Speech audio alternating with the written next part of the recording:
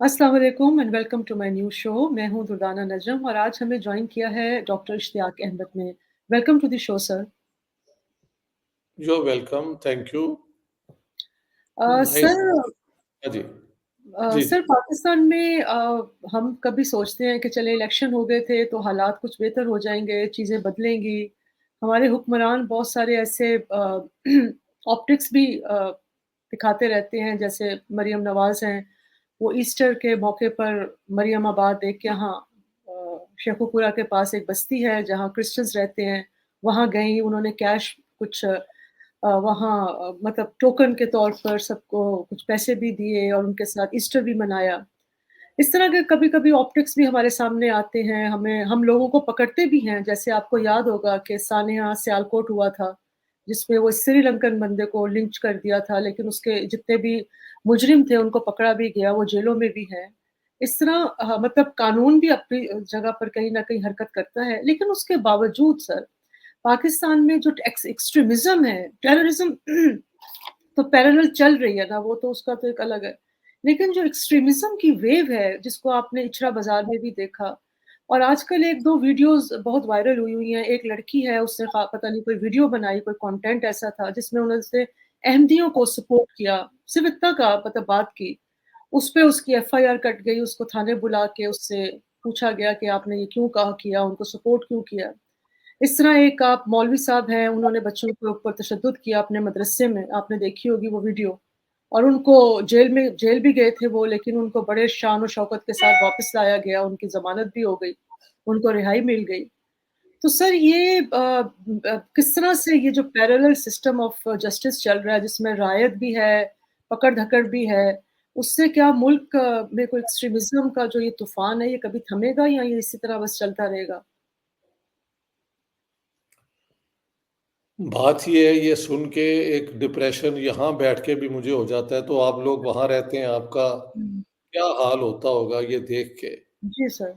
इस मुल्क में अ, ये लिंचिंग कल्चर बन चुका हुआ है, यानी जब इनको कोई बुरा लगता है, उसके पीछे पड़ जाते हैं। कोई आप ज़रा बात जो एक मेन स्ट्रीम है, उससे अलग कर दें, तो हुँ।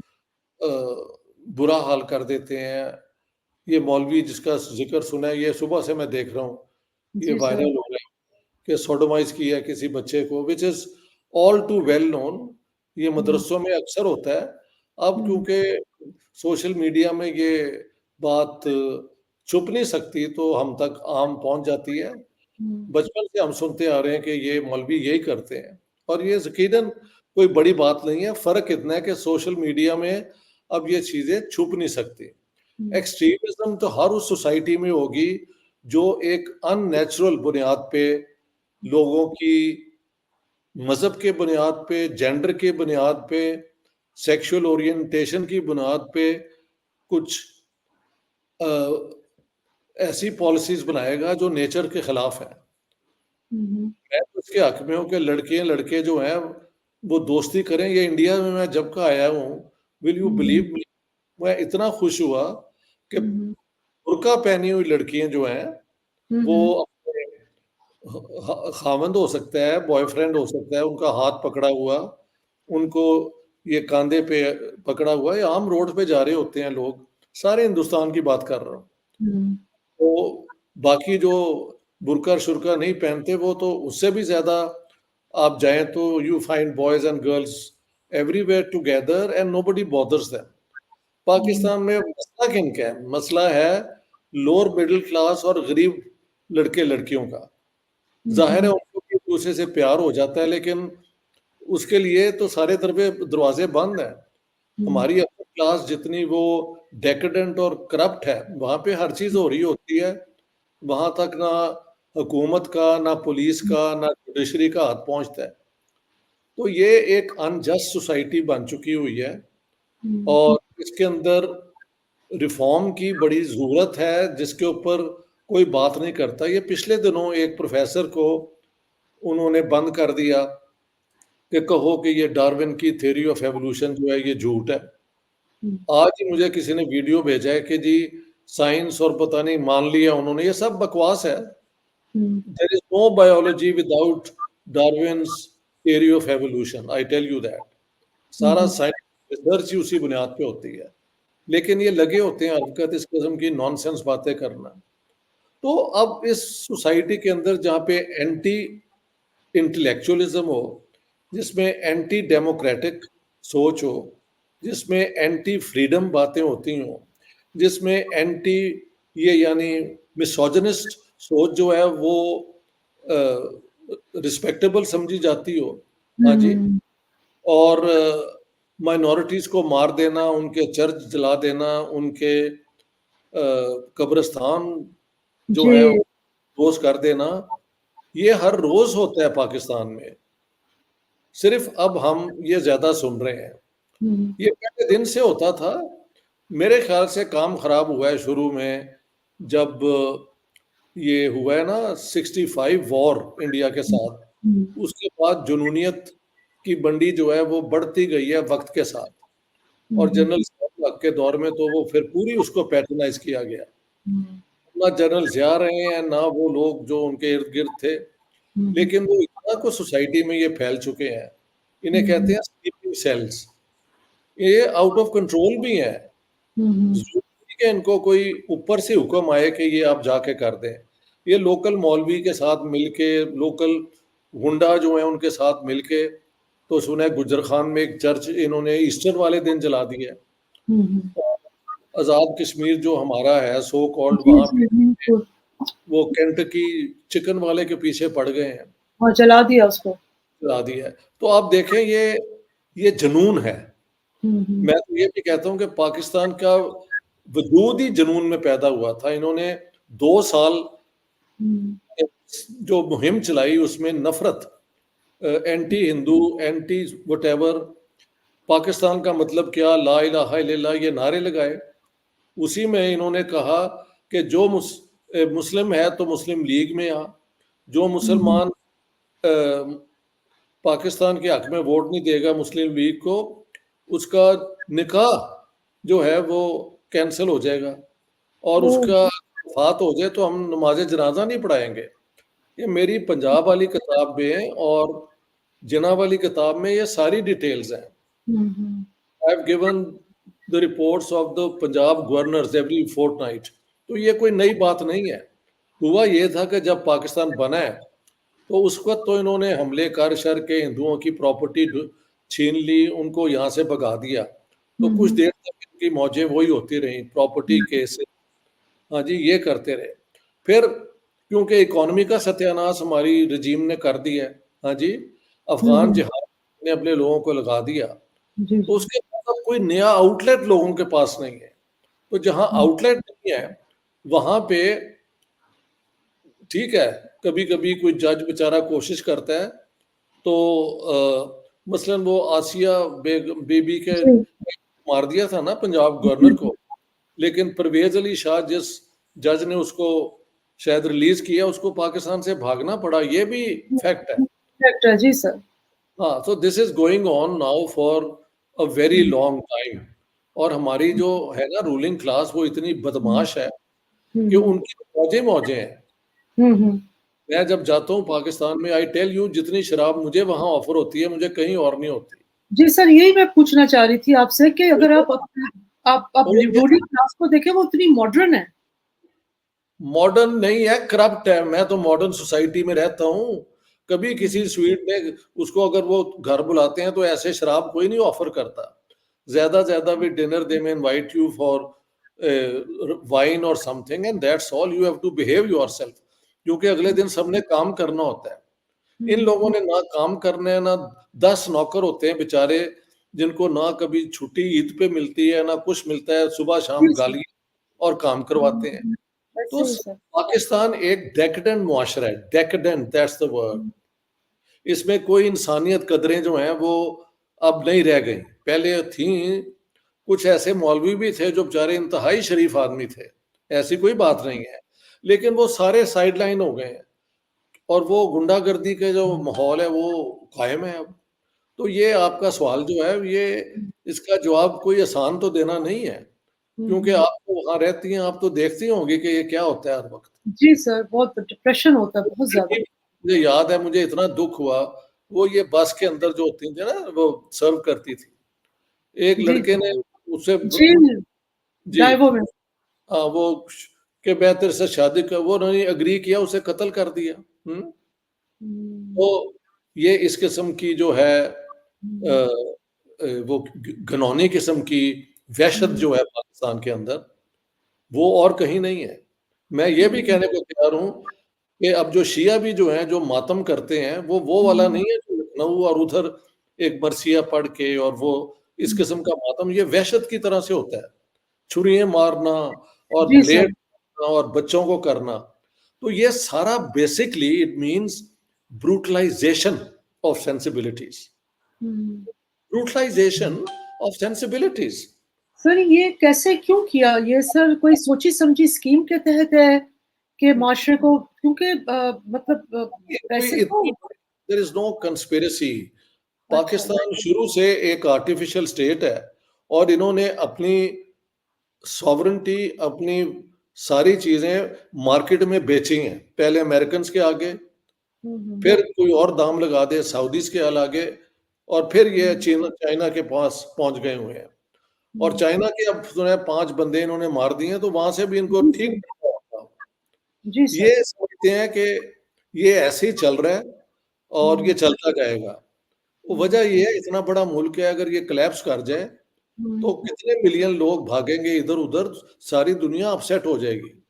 तो ये हुँ, ब्लैकमेल करते हैं दुनिया को, कभी न्यूक्लियर वेपन्स की बात कर देते हैं, कभी कुछ और कर देते हैं, इनके पास पल्ले कुछ नहीं है। ये वजह है।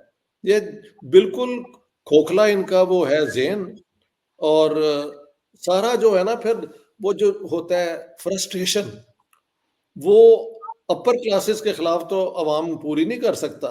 वो अपने से जो हुँ। ढूँढ लेते हैं उनको पकड़ के, तो फिर हर किस्म की जो जुनूनियत है ना, वहशत है, वो उस पे लगा देते हैं। तो ये आपको वहशत हर तबके में नज़र आएगी पाकिस्तान के middle class, lower middle class में। तो अब सर मौजूद हैं। हाँ जी। क्वेश्चन अब ये है कि आपकी बात सुन के तो मुझे लग रहा है कि जो आइडिया ऑफ पाकिस्तान है, वो फेल हो गया होगा इसका मतलब है। इट इज़ बहुत देर से ये आइडिया ब्रिटिश इंपीरियलिज्म ने अपने फ़ायदे के लिए प्रमोट किया, जिन्ना हुँ, साहब ने उसको एडवोकेट किया और मुल्क तो बन गया, हुँ, ठीक है। उसको चलाने के बाद तो फिर रिस्पॉन्सिबिलिटी पाकिस्तान की लीडरशिप की थी ना, हुँ, और हुँ, मिलिट्री आ गई और ये हो गया और वो हो गया। हमने अपनी कॉन्स्टिट्यूशन ही कभी नहीं बनाई, पहला इलेक्शन हुआ, तो हुँ, मुल्क टूट गया। ये हुँ। सारा इट इज़ अ कॉन्टिन्यूटी। मैं तो इसे एक कंटिन्यूम पे एक, ये कोई एक एब्रप्ट चेंज नहीं है कि you are I am shocked, not in the least. जिन्होंने मेरी किताबें पढ़ी हैं वो सब समझते हैं अब। हर जी वक़्त सर। मुझे वो कहते हैं कि सर आपकी किताबें पढ़ने के बाद ये पूरी स्टोरी हमें समझ आ गई है। तो अब मसला ये है, अगर इसको ठीक करना है तो एक एक ओपन डिबेट होना चाहिए पाकिस्तान में हुँ, कि हुँ, what we really want this state to do, कि अब हुँ, हुँ। माइनॉरिटीज़ के साथ ये सलूक करना वाक़ई इस्लाम की ये वो क्या कहते हैं ग्लोरी का हिस्सा है, या ये जो भी इस्लाम है उसका सत्यानाश करते जा रहे हैं ये दुनिया के अच्छा अंदर।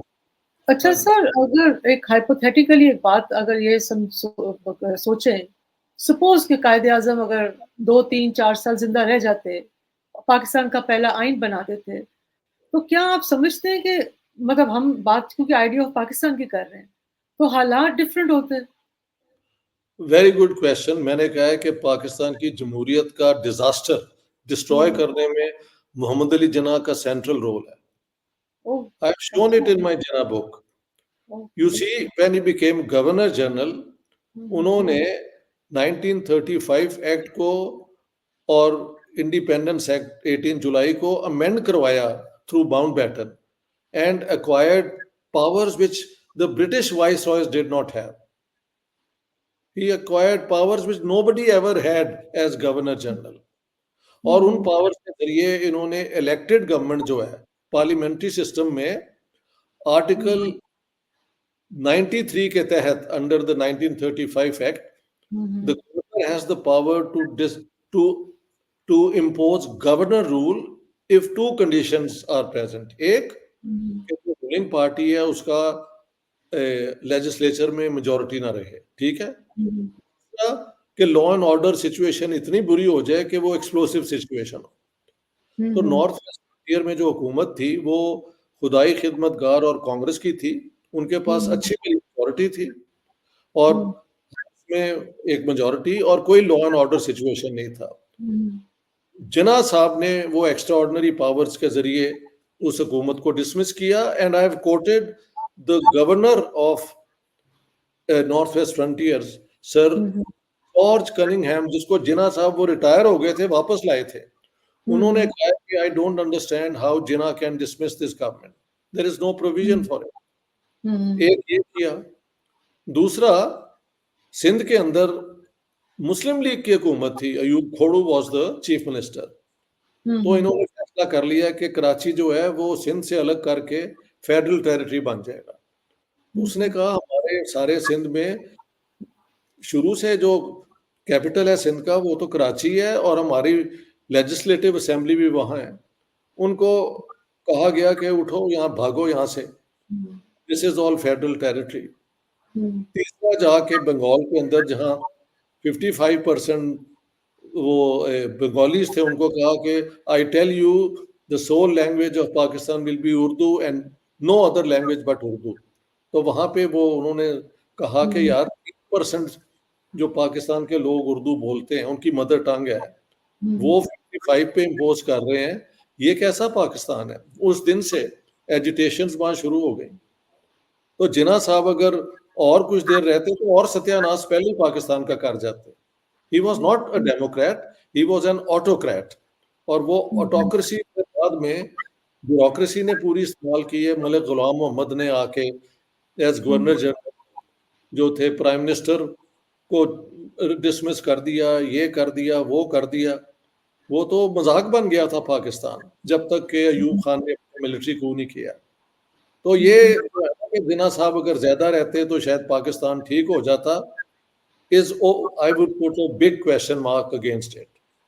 But अगर वो रहते और कुछ कर जाते तो क्या फर्क पड़ता, we never know।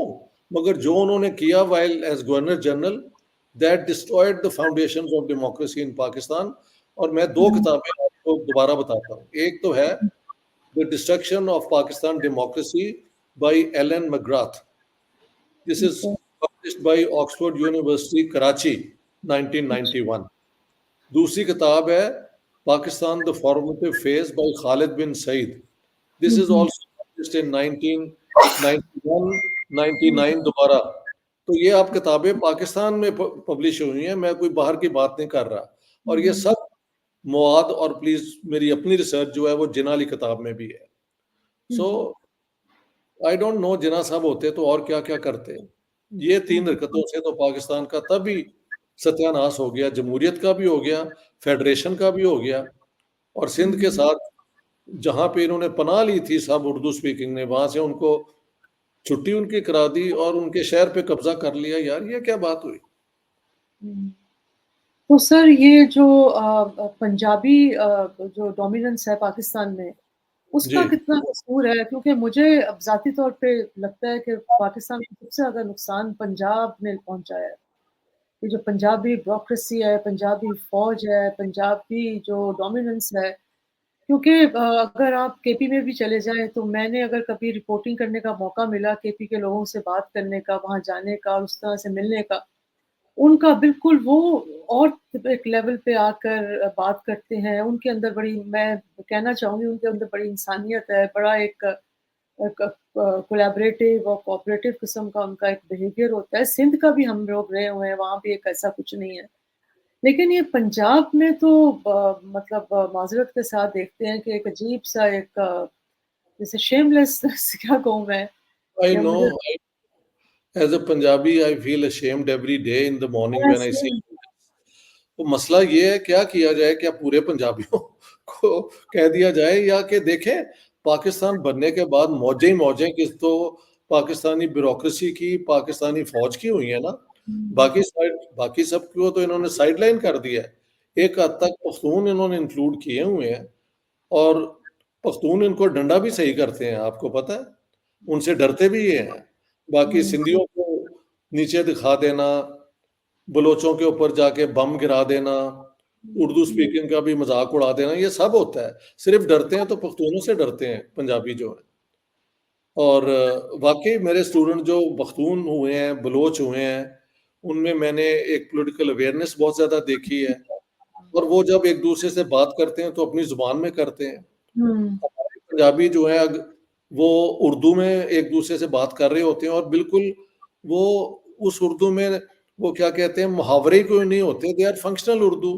क्योंकि हुँ, जो ज़ुबान आपके धरती से ना बने, वो एक जाली ज़ुबान होती है। तो पाकिस्तान में जो ये उर्दू घर में चलती है, उसके हुँ, अंदर कोई लताफ़त, कोई नज़ाकत कोई नहीं होती। वही वही क्योंकि आप अपनी मदर टंग को ही हेट करते हैं यार। तो हुँ, पंजाब यस, का तो अलमिया ये है कि ये पाकिस्तान बनने के बाद इनकी मौजें-मौजें हुई, हुँ, और इनमें एक मर्सनरी एटीट्यूड है कि जी सर, हमारी वो कीमत लगाओ तो हम तुम्हारे हो गए। ऐसे ही होता हुँ, रहा है। जी सर, इससे लेकिन वहाँ पंजाब से फिर भगत सिंह भी हुए हैं, हाँ, और कई और लोग हुए हैं बेचारे। अब्दुल रहमान एक होते थे वर्कर, उनको मार दिया इन्होंने। तो अच्छे लोग भी हुए हैं इसमें, और बहुत अच्छे लोग हैं, मैं तो सबको जानता हूँ, लेकिन पाकिस्तान में दब के रह गए हैं वो। हुँ, जी सर, ऐसे ही है। नौकरी से निकाल दिया, प्रोफ़ेसर हमारे होते थे, रोशन ख़्याल, उनको बिस्त किया गया। हाँ जी। हुँ, मुझे तो, मैं कहता हूँ, मैं जो बाहर जाके बैठ गया और जो ये सारा मैंने काम किया है, अगर पाकिस्तान में होता तो मुझे मार दिया होता बड़ी देर का, या हुँ, नौकरी से निकाल दिया होता, और तो मैं किसी जोगा ना होता। सो आई जी think sir, I did the right thing to understand कि ये स्टेट ना डेमोक्रेटिक हो सकती है, ना हुँ, इसके अंदर कोई इंसानी कदरें जो हैं आगे बढ़ सकती हैं। जी सर, इसके अंदर इसका जबर होगा। मुझे ये हुँ, सेंस आ गई थी कि ये जबर हुँ, का मुआशरा है, इससे हुँ, कॉम्प्रोमाइज़ कर हो वरना निकल जाओ। So I left and I have no regrets अच्छा and I sir, feel sir thank you. People. हाँ जी। जी सर, मैं खुद बहुत से लोगों को जानती हूँ जिनको मैं बहुत मिस करती हूँ, जिन्होंने बहुत काम वो अगर पाकिस्तान में होते बड़ा तामीरी काम वो कर सकते थे। ये एक हम गिला करते हैं ना कि पाकिस्तान में तरबियत का फुकदान है, लोगों की तरबियत नहीं हो रही। तो जिन्होंने तरबियत करनी थी उनको तो मजबूर कर दिया, आप लोगों ने बाहर निकाल दिया। और फिर देखिए, उनकी एक इस्लामिक आइडियोलॉजी की काउंसिल बनी थी जिसके चेयरमैन थे फजलुर रहमान। अभी भी है सर, उन्होंने, हाँ जी, तो अभी नहीं भी वो तो एक्स है, लेकिन उनको भागना पड़ा मुल्क से, क्योंकि उन्होंने कहीं कह दिया था पता नहीं कि बियर पीना जो है वो इस्लाम के खिलाफ नहीं है, ये उनके पीछे पड़ गए। हाँ जी। और ये जो अभी मौलवी, वो क्या कहते हैं, सैंडविच जो मारे गए हैं, हाँ जी। उनके जब कत्ल हुआ है उनका, तो वहाँ पे शराब की बोतल पड़ी हुई थी, जी, जी, और एक मौलाना समीर लड़के के साथ बदफेली करते थे, उसने इन्हें मारा है और इसके पेनिस को काट दिया था। ये इट्स ऑल वेल नोन, तभी पुलिस केस नहीं बन सका। हाँ, yes, yes, yes, I tell you all अच्छा। दैट। तो हाँ, सर वो तो कहते हैं उसके सीने पे पता नहीं कितने वार किए थे, ये किया था, वो उसी किया जो लड़के ने स्टोरी की सुना है ना, तो ये इस्तेमाल करते थे, वो तब भाग गया, और जाते-जाते पीनस भी काट के ले गया, या काट के फेंक गया, और शराब की बोतल वहाँ पड़ी थी। But this is one case. एक दफ़ा मैं जब गवर्नमेंट कॉलेज, ये मैं कोई 5-6 साल पढ़ाता रहा हूँ हर विंटर में, तो मैं असाइनमेंट देता था स्टूडेंट्स को। तो 2 स्टूडेंट्स को मैंने कहा कि यार ये जो है ना ट्रांसजेंडर, इनके ऊपर आप पेपर लिख के लाएँ। तो even when I have travelled the whole world and I know दुनिया, जो वो बेचारे, जो उनको इन्फॉर्मेशन मिली 2 हफ्ते के अंदर, it was even too shocking for me, कि वो एक हाजी साहब थे जो वैसे तो मिलाद कराना, हरे झंडे जलाना, ये वो, लेकिन उन्होंने ये जो होते हैं ना ट्रांसजेंडर वाले, हुँ, खुसरे उन्हें कहते हैं शायद, वो हुँ, उनको घर कोई नहीं देता किराए पे। तो उनको उन्होंने घर दिया हुआ था, लेकिन साथ-साथ वो रात को, हालाँकि शादीशुदा थे, 2-3 बच्चे थे, आ जाते थे, and he had the right to sodomise all those people, और वो बेचारे ओह! चुप थे। ये this is a paper written by a student of mine, and even I was shocked. So this is nothing, ये इसके नीचे जो अननेचुरल सोसाइटी होगी ना, जिसमें इतनी जबर होगी, तो उसके अंदर ये हरकतें होंगी। और जस्टिफाई नहीं मैं कर रहा, I am explaining why people behave like this. अभी हम इंडिया में, मैं और मेरी बेगम जा रहे हैं, वी आर सो रिलैक्स्ड, लड़के लड़कियां जो हैं पार्क के अंदर बैठे हुए हैं, सारा कुछ। पाकिस्तान के अंदर यू बेचारी लोअर मिडिल क्लास लड़की और कोई लड़का आके बैठ तो जाए, थानेदार उसको तंग करेगा, पूरा वो जो लफंगे हैं वो पीछे पड़ जाएंगे। तो वो फिर वहां पे क्या होता है कि इन जबर के अंदर जो कमजोर होता है उसके ऊपर ये हमला कर देते हैं। यार ऐसे ही होता है। That's the Pakistan is can explode any time, but the thing is वो एक्सप्लोड करने के लिए फिर कोई सेंट्रल लीडरशिप कोई नहीं है, कुछ भी तो नहीं कर सकी कोई पॉलिटिकल पार्टी जो इन चीजों को आगे लेके आए। सर बहुत ही यकीन करें और डिप्रेशन में इजाफा हो गया आपकी ये सारी बातें सुन के। हो जाता है, मुझे भी हो जाता है, मैं क्या करूं। सर ये जब ये पिछली हुकूमत जब ये ट्रांजिशन बार-बार होता है, जो आपको पता है पॉलिटिकल इंस्टेबिलिटी आती है, तो ये पिछली दफ़ा तो हमारा भी दिल कर रहा था कि यार इससे बेहतर था कि पार्टीशन होता ही ना। माय फादर मेरे वालिद साहब ने पार्टीशन में मतलब काम जैसे होता है ना, वो इस्लामिया कॉलेज में थे, तो उस इस्लामिया कॉलेज का तो एक हिस्ट्री है, उन्होंने पार्टीशन में बहुत काम किया उनके लड़कों ने। But when my father was dying I remember he used to say कि it was a wrong decision. वाह वाह, ही यूज्ड दुर्दाना, टू आज से you have won my heart. हाँ, he said me Durdana it's a wrong decision. सच बोलना जो है ना, सच बोलना हुँ, हुँ, इंसान की क्वालिटी है। तो यस आपके सर, फादर को मैं सैल्यूट करता हूँ। यस ऐसे सर। कई लोग हैं जिन्होंने हुँ। बाद में रिग्रेट किया है कि हमने ये क्या किया। और आपको मैं छोटी-सी बात बताऊँ मेरे फादर की कि जब स्ट्रगल कर रहे थे तो बाजू टूटा था। हालाँकि छोटी-सी बात है, लेकिन जो पाकिस्तान के जब वो हालात देखते थे तो कहते थे मैंने बाजू भी क्यों तोड़वाया आपने? I know he is not the only one. This story is, कई लोग मुझे कहते हैं कि हमने अपने साथ भला मानस ये लोग रहते थे, हर जी, किस्म की इज्जत करते थे। मसलन ये जो है सैयद बाबर अली, कितनी हुँ, बड़ा नाम है, उनकी वीडियो देख लें। उनकी जो नीस है जुगनू मोहसन के साथ, वो बताती हैं बाबर अली सिंह हुँ, कि जी अपना मुहर्रम के दौरान लाहौर की सबसे बड़ी फैमिली जो है हिंदुओं की, लाला मेला राम के ग्रैंडसन जो है, वो हुँ। ये मालरो अपना लाहौर से आप वाकिफ है ना? जी, जी सर मैं उधर ही रहती हूँ। हुँ, अच्छा, वो दाता साहब वाली जो स्ट्रीट है, वहाँ जी, जी पे सर। ये जो मातमी हैं उधर आते हैं। तो जी वो सर। और उनके 2 बेटे नंगे पैर होके तो पानी पिलाते थे लोगों को। ये जी, हाल जी। था। हुँ, लेकिन उनको भी यहाँ से भागना पड़ा। और मानना पड़ा। बाबर अली को मैंने कहा ये प्रोग्राम तो बनाया, लेकिन इनके वालिद जो थे हुँ, वो उन्होंने फाइनेंस किया था ये सारा बाउंड्री कमीशन। और अच्छा। अ, क्या नाम था उनका? वेरी पेक्यूलियर नेम है इनके वालिद साहब का। मुरातिब अली मुरातब अली, हाँ। ये सारी मुरातिब अली। फाइनेंसिंग मुस्लिम लीग की, ये जो बाउंड्री कमीशन की है, इसी खानदान ने करवाई है। लेकिन हुँ, बाबर अली ने कम से कम सच तो बोल दिया ना इस उम्र में आके। हुँ, तो आपके वालिद साहब ने भी बोल दिया। दैट इज़, गलती सबसे हो जाती है, मुझसे भी हुँ। होती है। इतराफ़ कर लेना कि मैंने गलत किया है, ये बहुत बड़ी एक इंसानी इंसानियत की निशानी है। जी सर। अच्छा, आप मेरी जर्नल एक किताब ज़रूर पढ़ना, क्योंकि ज़रूर, उस इंशाल्लाह। इस्लामिया कॉलेज रेलवे रोड में जिन्ना साहब का आना-जाना मैंने पूरा कवर किया हुआ है। ठीक है ओके? सर, फिर इंशाल्लाह उसको पढ़ के आपसे दोबारा बात करेंगे। Because of your father, it hmm, makes hmm. special reason why you should read it. इंशाल्लाह sir, definitely, definitely I will Please, buy it as क्या एएसएपी एंड इसमें ग्रामी क्या था आपके वालिद साहब का नाम? इरशाद नजम, वाह जी इरशाद। वाह! आई सैल्यूट हिम, आई सैल्यूट हिम। सर क्योंकि थैंक यू। सच जी बोल सर, देना बहुत बड़ी बात है। हाँ जी, जी गलती सर, सबसे होती है। ठीक है। सही बात। Thank you so much sir for your time. Thank you very much इंशाल्लाह फिर दोबारा आपसे मुलाकात होगी। Thank okay you. सर, अस्सलाम Thank वालेकुम। you. All the best. All All the the best.